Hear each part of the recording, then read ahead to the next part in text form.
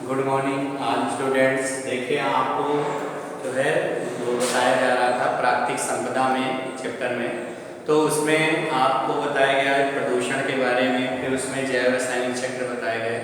उसमें आपको नाइट्रोजन चक्र, जल चक्र, ऑक्सीजन चक्र और कार्बन चक्र बताया गया है। कार्बन चक्र में अभी एक फिगर रह गया था रेखा चित्र बताना, तो उसको फिर से एक बार बता दें, क्योंकि कार्बन का अधिकांश भाग हम कार्बन डाइऑक्साइड के रूप में हम प्राप्त करते हैं।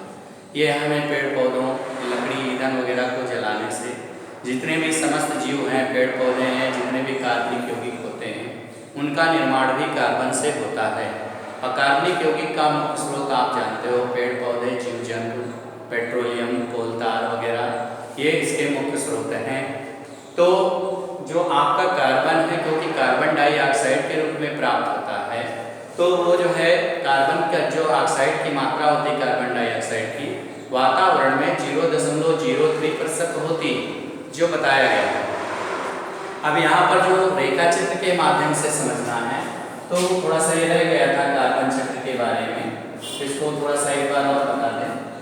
देखिए जो वायुमंडलीय CO2 होती है, वायुमंडलीय CO2, इसका उपयोग कौन से करते हैं? हरे पौधे करते हैं भोजन निर्माण में।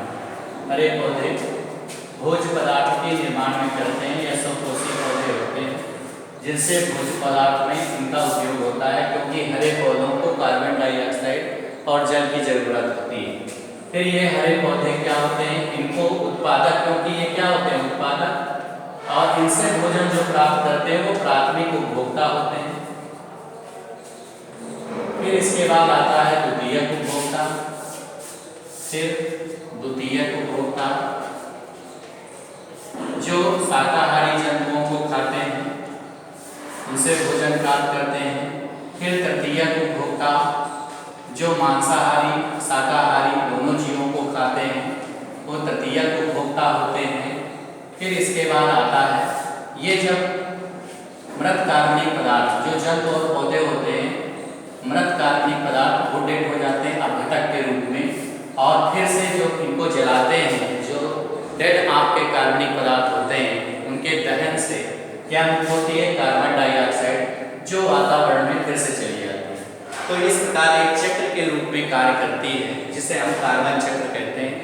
वातावरण की जो CO2 होती है 0.03% होती है, इसका उपयोग हरे पौधे भोजन निर्माण में करते हैं, और ये जो भोजन बनता है इनको प्राथमिक उपभोक्ता यानी शाकाहारी जीव हरे पौधों से अपना भोजन प्राप्त करते हैं। प्राथमिक उपभोक्ता से जो भोजन प्राप्त करते हैं द्वितीयक उपभोक्ता, क्योंकि ये शाकाहारी होते हैं, द्वितीयक उपभोक्ता मांसाहारी होते हैं जो शाकाहारी जीव से भोजन प्राप्त करते हैं। इसके बाद इनको जो है तृतीयक उपभोक्ता उपयोग करता है द्वितीयक उपभोक्ता का, और तृतीयक उपभोक्ता शाकाहारी और मांसाहारी दोनों प्रकार के जीवों का भोजन के रूप में उपयोग करता है। जब ये डेड हो जाते हैं जंतु और पौधे, तो इनको दहन करने से जो CO2 निकलती है वो वातावरण में फिर से चली जाती है। और श्वसन क्रिया में भी जो आपके सर्वोच्च उपभोक्ता या तृतीयक उपभोक्ता होते हैं, तो जो कार्बन डाइऑक्साइड मुक्त करते हैं वो श्वसन के रूप में वापस चली जाती है वायुमंडलीय, या बहुत से वायुमंडलीय जो होते हैं इस ऑक्सीजन का उपयोग, CO2 का उपयोग तृतीयक उपभोक्ता भी करते हैं, वो सर्वोच्च उपभोक्ता, और फिर जो है वो चला जाता है वातावरण में, फिर से चले जाते हैं। तो इस प्रकार जो है ये एक चक्र के रूप में कार्य करता है, जिसे हम कार्बन चक्र कहते हैं।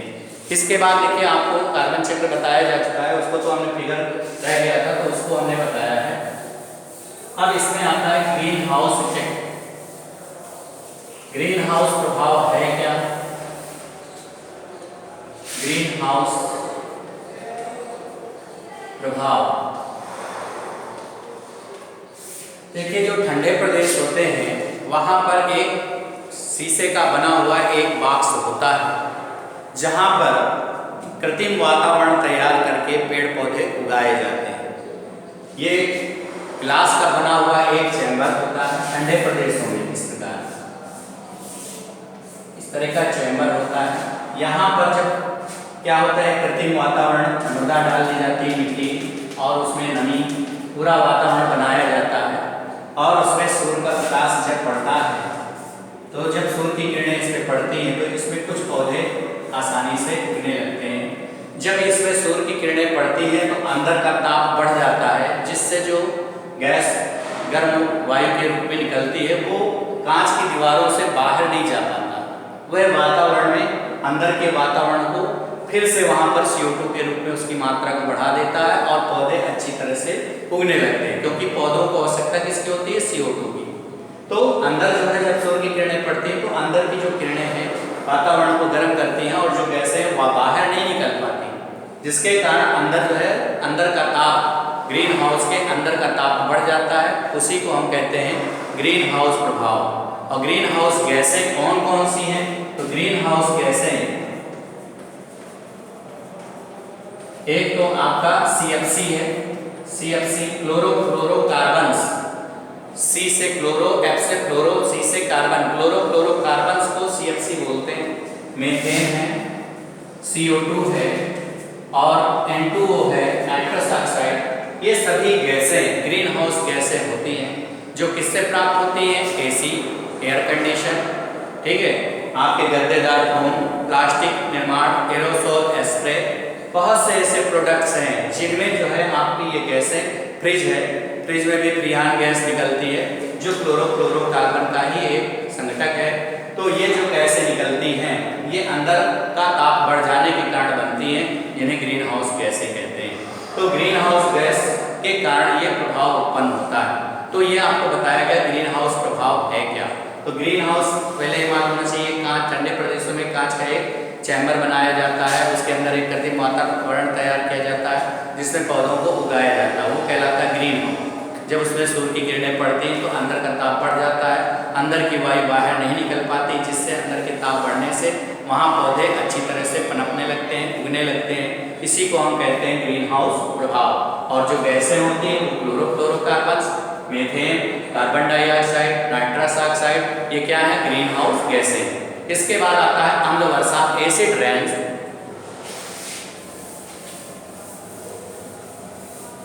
अम्ल वर्षा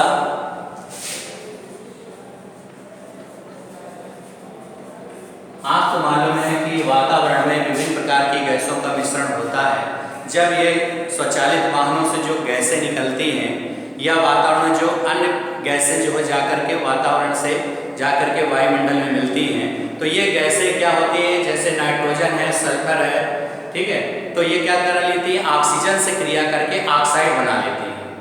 वातावरण में विभिन्न प्रकार की गैसें ऑक्सीजन से क्रिया करके ऑक्साइड बनाती हैं, फिर ये जलवाष्प से क्रिया कर लेती है, जो वेपर होकर के जल वापस ऊपर जाता है और वही क्या बनाता है? बादल बनाता है, ठीक है। तो ये जो है गैसें जब जलवाष्प से मिल जाती हैं तो संघनन के कारण, क्योंकि बादल बन जाते हैं, फिर उनमें क्या होता है? संघनन होता है, और संघनन के कारण वर्षा जल पृथ्वी पर नीचे आता है, जल की बूंदों के रूप में जो है जल पृथ्वी पर, वर्षा जल के रूप में पृथ्वी पर आता है। उसी को हम अम्ल वर्षा कहते हैं। अम्ल वर्षा का जो pH मान होता है 5.6 लगभग होता है, क्योंकि एक सामान्य जो जल होता है, एक स्वच्छ आशुद्ध जल का जो pH मान होता है, डिस्टिल्ड वाटर, समान वर्षा का जो जल होता है उसको डिस्टिल्ड वाटर भी बोलते हैं, आशुद्ध जल, उसका pH मान 7 होता है। क्योंकि आपको बताया गया केमिस्ट्री में कि 7 से कम हो तो अम्लीय होता है, 7 से ज़्यादा हो तो क्षारीय होता है, 7 हो तो उदासीन होता है। तो शुद्ध जल का pH मान कितना होता है? 7। लेकिन अम्ल वर्षा जो जल की बूंदें आप एसिड के रूप में गिर रहे हैं तो उसका pH मान क्या होगा? अम्लीय हो जाएगा, यानी 5.6 होता है, जो 7 से कम है, यानी कि वो अम्लीय, इसलिए उसको अम्ल वर्षा कहते हैं। अम्ल वर्षा जो होती है इसका, क्योंकि आपको मालूम है अम्ल वर्षा के प्रभाव से पत्तियां पीली पड़ जाती हैं, त्वचा कैंसर होने की संभावना बढ़ जाती है, त्वचा में एलर्जी हो जाती है, दाने निकल आते हैं जहाँ पर ये बूंदें पड़ती हैं। इनका प्रभाव जो ताजमहल है उसके संगमरमर पर भी उसका प्रभाव पड़ता है अम्ल वर्षा का, उसको हम कहते हैं चकत्ते पड़ जाते हैं, धब्बे पड़ जाते हैं संगमरमर पर, उसको बोलते हैं स्टोन लिप्रेसी। लिप्रेसी माने होता है कुष्ठ रोग, पत्थरों का कुष्ठ रोग, ठीक है। तो वो जो दाग धब्बे बन जाते हैं अम्ल वर्षा के कारण होता है, क्योंकि जब काफी दिन बाद बारिश होती है तो ये विभिन्न गैसें वातावरण में जाती हैं, ऑक्सीजन से क्रिया करके ऑक्साइड बनाती है, और वही ऑक्साइड जलवाष्प से क्रिया करके वर्षा जल के रूप में पृथ्वी पर गिरती हैं, उसी को अम्ल वर्षा कहते हैं। अम्ल वर्षा से नेत्र मतलब ये त्वचा संबंधी रोग होने की संभावना बढ़ जाती है। अम्ल वर्षा से जलीय जीव प्रभावित होते हैं क्योंकि उसका बीओडी जो है घट जाता है, बायोलॉजिकल ऑक्सीजन डिमांड। तो ये अम्ल वर्षा। अम्ल वर्षा के प्रभाव भी आपको मालूम है। अम्ल वर्षा का मुख्य जो अम्ल वर्षा में एसिड मिले होते हैं वो होते कौन कौन से हैं? एक तो सल्फ्यूरस अम्ल होता है H2SO3, एक नाइट्रिक अम्ल होता है, एक कार्बोनिक अम्ल होता है। क्योंकि कार्बन डाइऑक्साइड जलवाष्प से मिलेगी। ये मान लीजिए कार्बन डाइऑक्साइड है, जलवाष्प से मिल गई तो क्या बनाया? कार्बोनिक अम्ल H2CO3। इसी तरह NO2 है आपका नाइट्रोजन डाइऑक्साइड और ये जल से क्रिया करा तो बनाया आपका HNO3। तो इस प्रकार ये सल्फर डाइऑक्साइड, स्वचालित वाहनों से जो गैस निकलती कौन सी होती है? Sulphur dioxide. और ये जो है जल से क्रिया करेगी तो क्या बन रहा है? H2SO3 सल्फ्यूरस अम्ल या सल्फ्यूरिक अम्ल बनाता है और यही अम्ल वर्षा जल के रूप में पृथ्वी पर आता है। तो मुख्य घटक क्या है? सल्फ्यूरस अम्ल है, नाइट्रिक अम्ल है, कार्बोनिक अम्ल है। ये क्या है? अम्ल वर्षा के घटक है जो अम्ल वर्षा को प्रभावित करते हैं। ठीक है, तो ये आपको बताया गया है। इसको आपको कार्बन चक्र का चित्र बनाना है और ये दोनों लिखना है। थैंक यू बेटा।